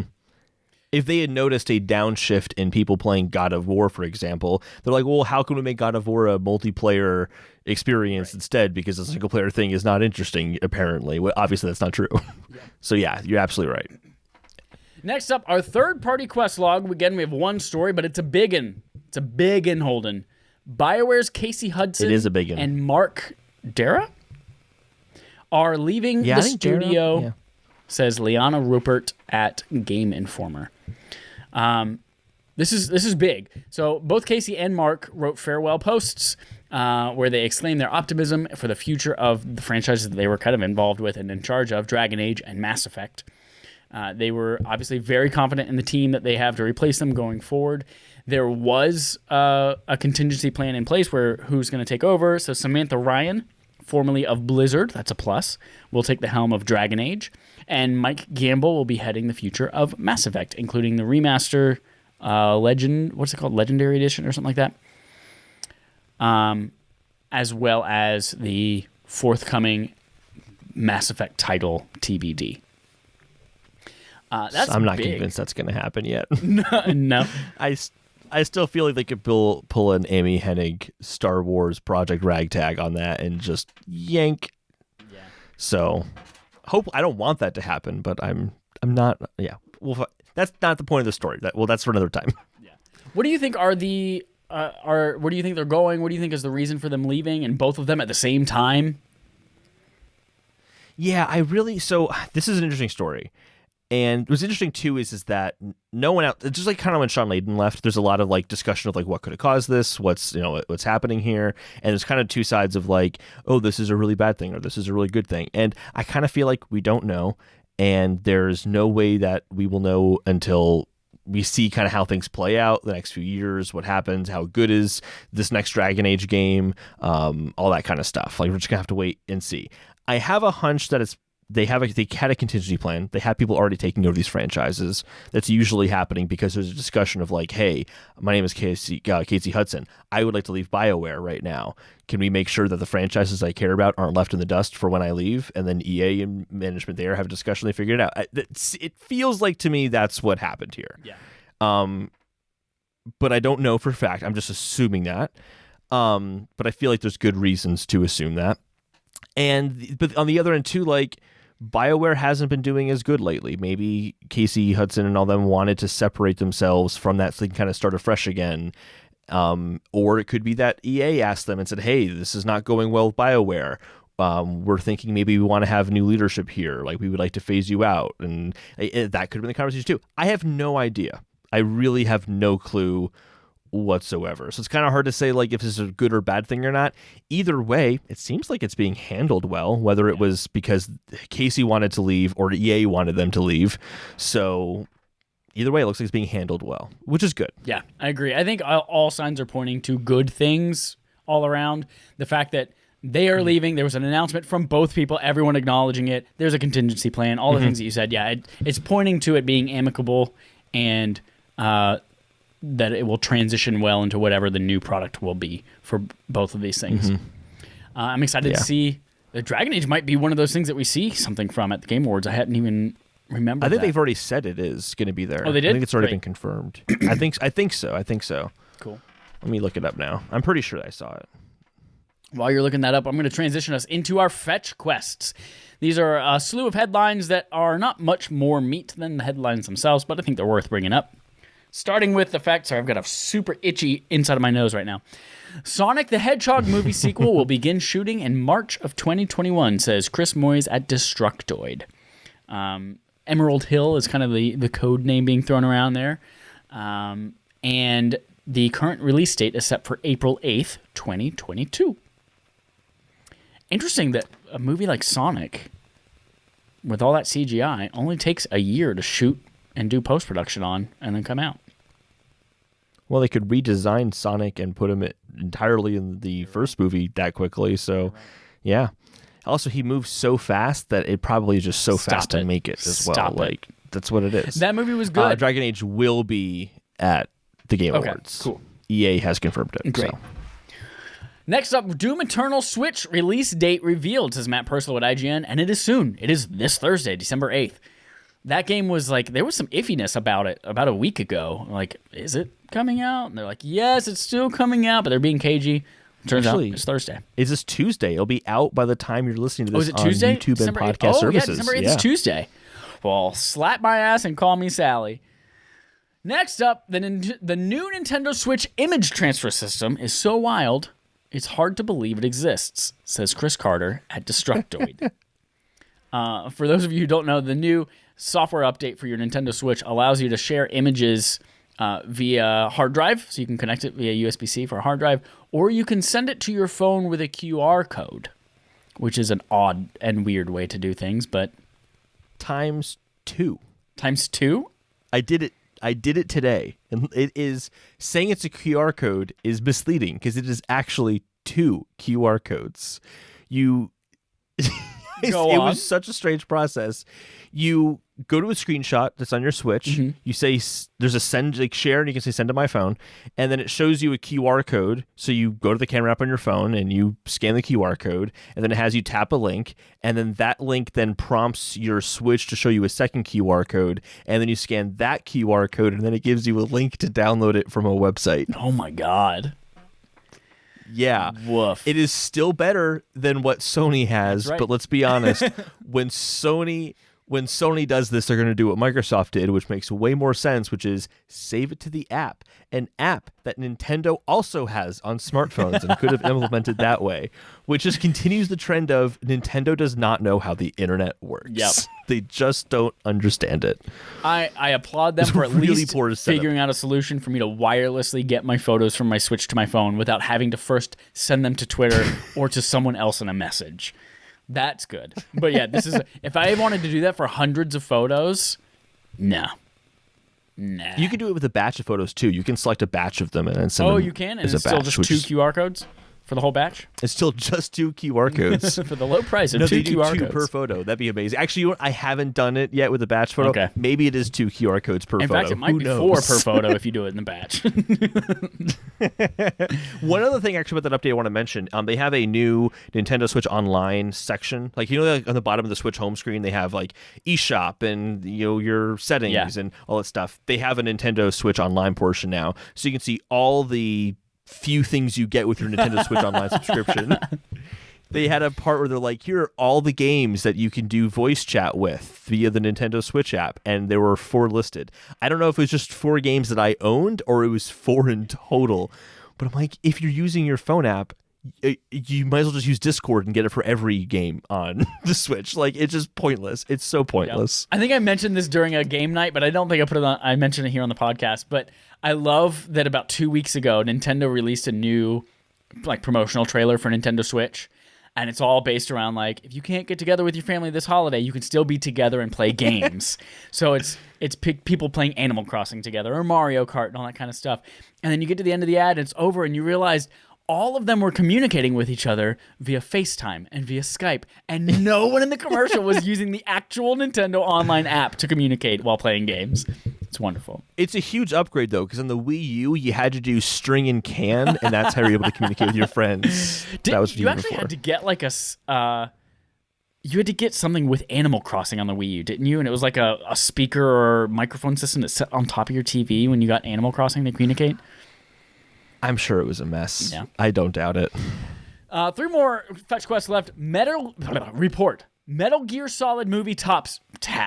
Son of a bitch. Metal Gear Solid movie taps Oscar Isaac to play Solid Snake, says Ian Walker at Kotaku. This is really exciting. The movie has been kind of like floated around from Jordan Vogt Roberts, I believe is how you say his name, for years. And in fact, even last year, Oscar Isaac threw himself out there in the world to say, hey, I would love to play Snake in Metal Gear Solid. Turns out that is happening. Something that we dug in and found, however, is that the movie is coming from the writers of Jurassic World, Detective Pikachu, and what was the other movie? It was... Citizens Kane. No. Citizen Kane. Citizens plural Kane.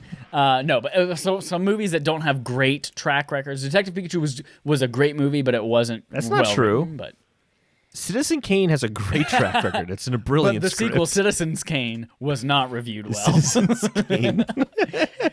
Jurassic World was like it's like the top. I think it's 3rd best grossing movie at the box office of all time, but it's not a good movie. But Jordan Vogt Roberts, huge fan of the series, huge fan of Kojima, like nerd level fan. So I have faith for it. Mm-hmm. Do you think Oscar Isaac's a good pick for Snake? Yeah, I think so. I think had Kiefer Sutherland not replaced, what's his face? I can't remember the original actor. Had he not replaced him in Phantom Pain, I would have David Sater or something like that. David Hayter. David Hayter. I don't think I would have been on board with Oscar Isaac. But when Kiefer Sutherland came in and was like, oh, Solid Snake could really kind of be played by anybody who's like gruff enough, or even though literally Kiefer Sutherland says like 6 words that entire game. But yeah, I think I love Oscar Isaac. I think he's a phenomenal actor. And I think the role of Solid Snake will be great for him.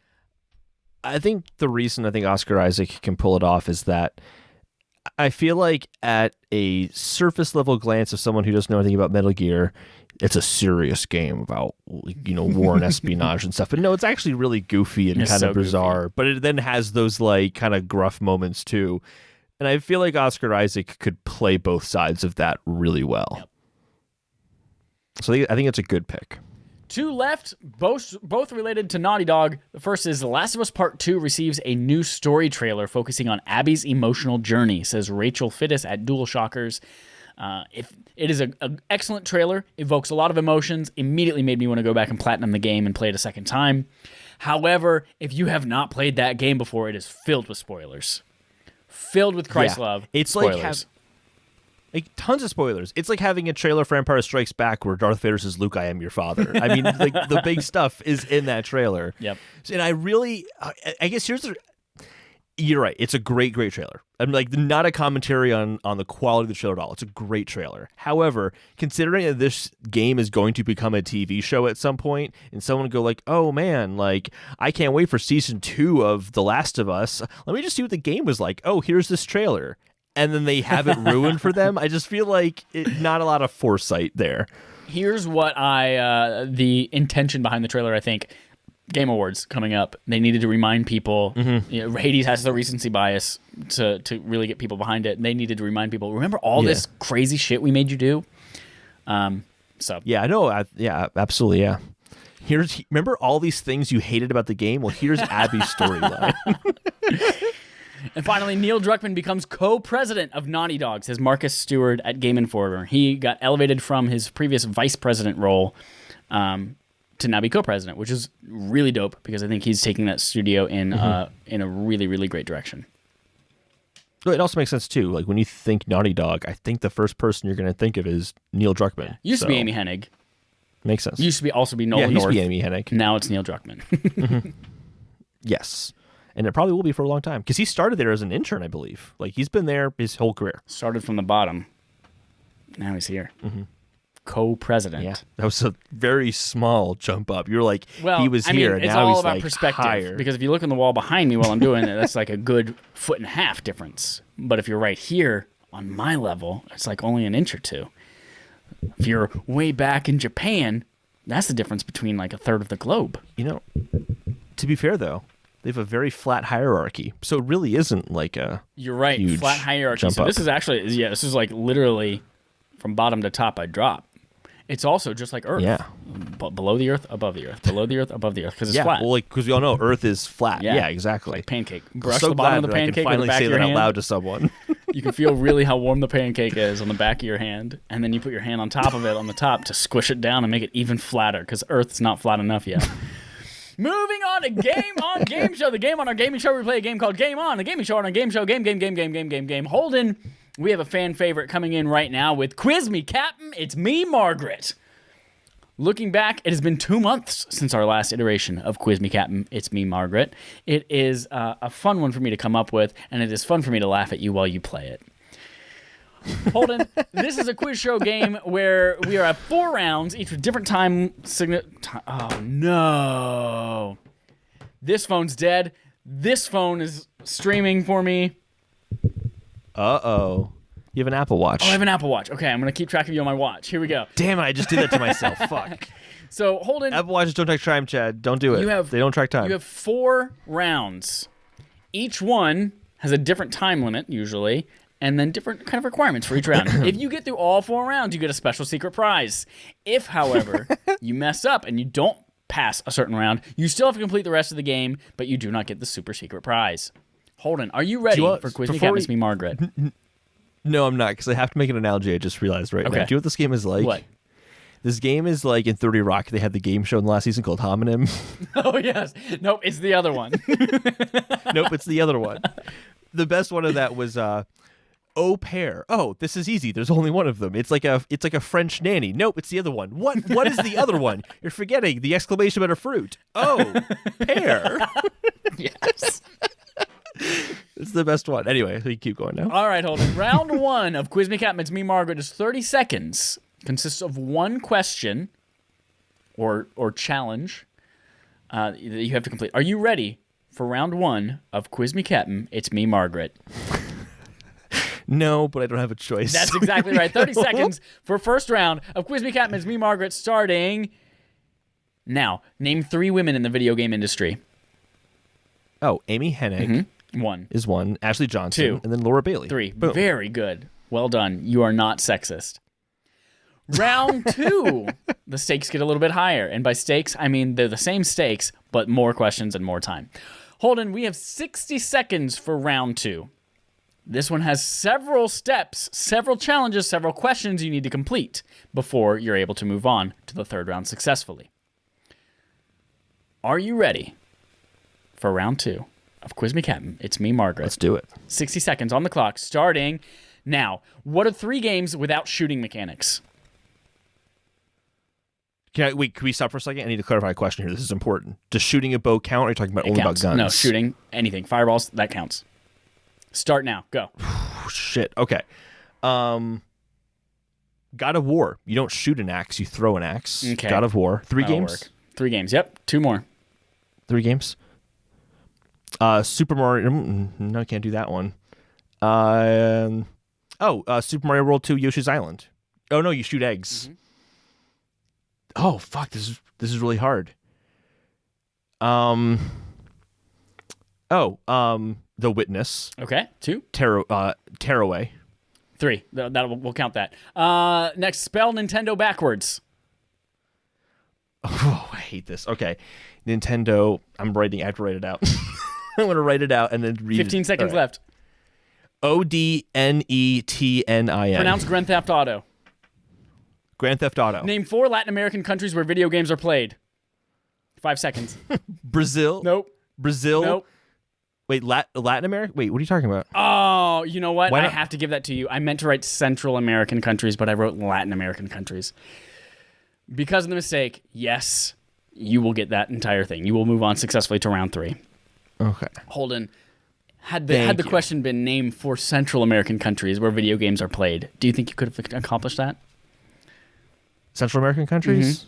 Yeah. Okay, great. You're not xenophobic. We're not going to test you on that because that might come up in a later one. Round 3, Holden. You're moving on. You're halfway there. Lemon on a pear. 20 seconds long. I think I always fail in round 2, so I'm already doing really well this time. Most of the time you do. That's where Budokai Yeah. Tenkaichi 3 comes in a lot.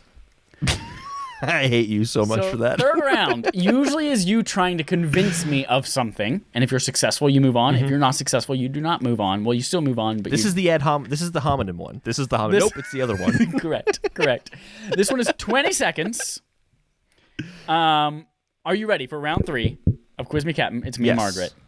20 seconds on the clock, starting now. Convince me why Telltale should do a Dungeons and Dragons game. I'm really confused by the question, to be honest. Can we stop for a second No, to you have 10 clarify what you seconds mean by left. this? Why should Telltale do a Dungeons and Dragons game? Because choosing your own adventure is exactly what Telltale is good at. And Dungeons and Dragons, do you choose your own adventure? Time is up and you style nailed game. it. Yes, choose your own adventure. That's exactly what Dungeons and Dragons is, and that's exactly what Telltale does. Whew. Holden. I was really confused with the question. Holden. This is unprecedented. Not just unprecedented, but unprecedented. It's so much like Donald Trump right now, who is unprecedented. Yes. All right, Holden. Our final round. You have 30 seconds to get 4 correct answers. This is usually an either-or scenario, as it is today as well. And there is no criteria for the correct answer. One of them is just correct and one of them is incorrect, based on my own whim. Holden, you have I need to collect my breath for a second. Okay. This is a big deal. 30 seconds. You need 4 correct answers. There are 10 total, by the way. I don't know if we've ever gotten through all 10, but you have 10 options, 10 opportunities for correct answers. Okay. Starting now. Tina Turner or Time Turners? Time Turners. Correct, Harry Potter. Rings or amulets? Amulets. Amulets almost always give you better things. Correct. Cuphead or Hedgehog? Hedgehog. No, Cuphead. Hedgehog sucks. Sonic? Ew. Did you know that Taco Bell is now serving Mountain Dew Baja Blast Zero? Yes or no? No, I didn't. You did know that. I texted the group thread. You got that wrong. Standard Y or inverted Y? Standard Y. Correct. Physical or digital? Oh, I'm so sorry, Holden. That's time. You only got 3 correct answers. Oh, I thought you were going to get it. I honestly thought you were going to get it. If only you would remember that I texted the group about Taco Bell's Mountain Dew Baja Blast Zero.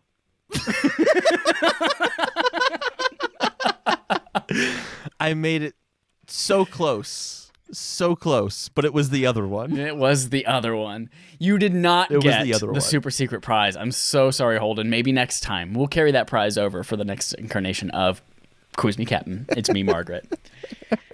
That is it for Game On Game Show, and that is it for our episode today, episode 189 of Respawn Aim Fire, the Kick-Ass Irreverent Gaming Podcast. A couple things for you to remember. Watch the Game Awards with us on Thursday. See whether we were right or wrong or what we guessed was coming. Go to patreon.com/respawnaimfire. Float us $1 if you want to participate in that. We will have more info on Patreon and Twitter about how to do that. While you're there, you can also get a bunch of dope wallpapers. I know I'm late on this week. Get off my ass. And by this week, I mean month. Those are coming. And you get to influence what we play, because very soon we'll start up our regular BARF segment for January. What is BARF for November and December? It is Godfall and Demon's Souls. Those are the games you told us that you wanted to know more about, with spoiler chats and in-depth discussions. Demon's Souls will be coming in the middle of this month. Godfall will be coming end of this month / beginning of January. That's it, y'all. Thank you so much for watching. Go leave us reviews. Go like our shit. Go follow us on Twitter. Interact with us. Sell me a cookie.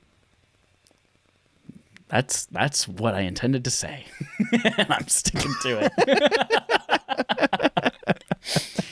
All right, everyone. Thank you so much for watching. Until next time, here is our usual sign-off. I forgot the sign-off again, Holden. I remembered it the other night, and then I wanted to not write it down so that it would be spontaneous and genuine, and I forgot it again this time. God damn it. And I told you to write it down. You did tell me to write it down, but then it wouldn't have been spontaneous. I did. Fuck me, 30.